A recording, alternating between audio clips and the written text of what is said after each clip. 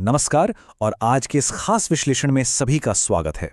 सीधे मुद्दे पर आते हैं। रोजमर्रा की जिंदगी में अक्सर ऐसे सिस्टम से पाला पड़ता है जो एकदम सख्त होते हैं। ऐसे नियम जिन्हें बदलना तो नहीं किया जा सकता, लेकिन अपना काम निकालने के लिए उनके बीच से रास्ता खोजना ही पड़ता है। आज ठीक यही समझने की कोशिश करेंगे कि कैसे एक छोटी सी डिजिटल सेटिंग का ये लॉजिक अमेरिका की एक बहुत बड़ी और जटिल इमिग्रेशन पॉलिसी पर लागू हो रहा है। एक ऐसा बदलाव जिसने पूरी कॉर्पोरेट दुनिया और हमारी अर्थव्यवस्था की नींद उड़ा दी है।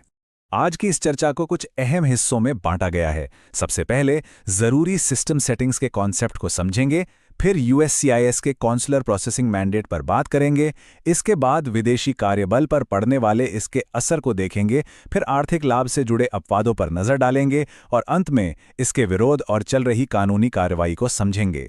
तो चलिए पहले हिस्से से शुरू करते हैं। जरूरी सिस्टम सेटिंग्स को समझना, यानी डिजिटल दुनिया के नियम और उनकी लाल भीताशाही। इंटरनेट इस्तेमाल करते वक्त कई बार वेबसाइट अचानक काम करना बंद कर देती है और सिस्टम सेटिंग्स बदलने की मजबूरी आ जाती है।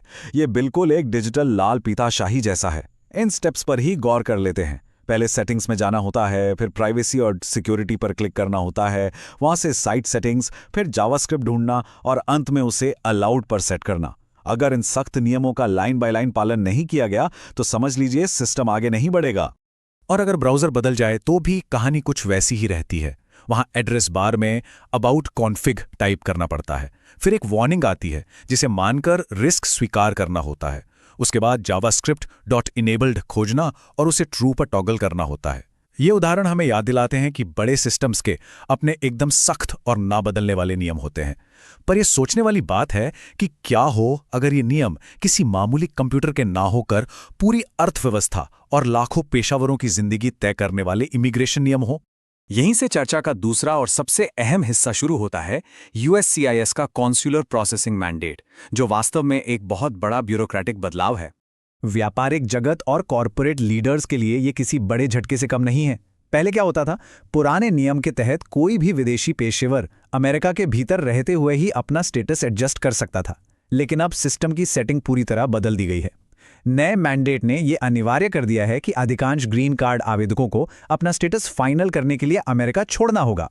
उन्हें अपने गृह देश लौटना होगा और वहां मौजूद अमेरिकी दूतावास के जरिए कॉन्सुलर प्रोसेसिंग करवानी होगी। यानी रातों रात एक पूरी की पूरी व्यवस्था पलट दी गई है। अब आते हैं तीसरे हिस्से पर, विदेशी कार्यबल पर इसका प्रभाव। आखिर इस अचानक हुए बदलाव की चपेट में कौन कौन आ रहा है? इस नियम से जुड़ा जो सबसे चौंकाने वाला आंकड़ा है वो है लाखों लोगों का। जी हां, इस एक फैसले ने लाखों वैध अस्थायी वीजा धारकों को अधर में लटका दिया है। इसमें वो तमाम छात्र और H-1B विदेशी कर्मचारी शामिल हैं जिन्हें अमेरिकी कॉरपोरेट इकोसिस्टम की रीढ़ माना जाता है। इतने बड़े पैमाने पर कुशल प्रोफेशनल्स के अचानक देश छोड़ने से कॉरपोरेट जगत के सामने टैलेंट ड्रेन और गंभीर आर्थिक परिणामों का सीधा खतरा खड़ा हो गया है।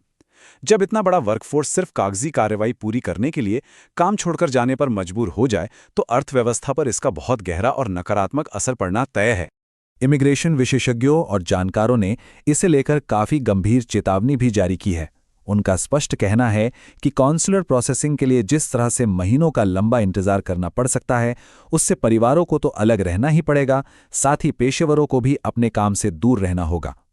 कंपनियों के लिए इसका सीधा मतलब है प्रोजेक्ट्स का अटकना, ऑपरेशंस में भारी रुकावट आना और जबरदस्त आर्थिक नुकसान झेलना।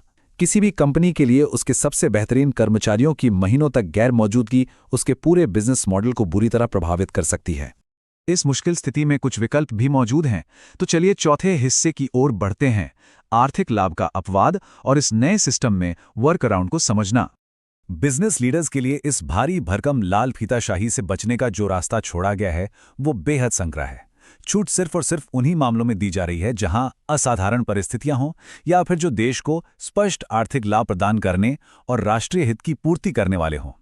आसान भाषा में कहें तो कंपनियों को अब ये साबित करने के लिए एड़ी चोटी का जोर लगाना होगा कि अगर उनका विदेशी कर्मचारी देश से बाहर गया तो उससे अमेरिकी अर्थव्यवस्था को सीधा और भारी नुकसान पहुंचेगा। और सच कहा जाए तो इस पैमाने पर खरा उतरना बिल्कुल भी आसान नहीं है। इस पूरी अनिश्चितता के बीच एचआर और कॉरपोरेट प्लानर्स के लिए आधिकारिक वीजा बुलेटिन और यूएससीआईएस की फाइनल एक्शन डेट्स पर नजर बनाए रखना पहले से कहीं ज्यादा क्रिटिकल हो गया है, क्योंकि यूएससीआईएस लगातार इन तारीखों में बदलाव कर रहा है। व्यवसायों के पास अपनी टीम की प्लानिंग करने और ऑपरेशंस को सुरक्षित रखने का फिलहाल यही एकमात्र तरीका बचा है कि वे सही समय और सही डेटा के साथ तालमेल बिठाकर चलें।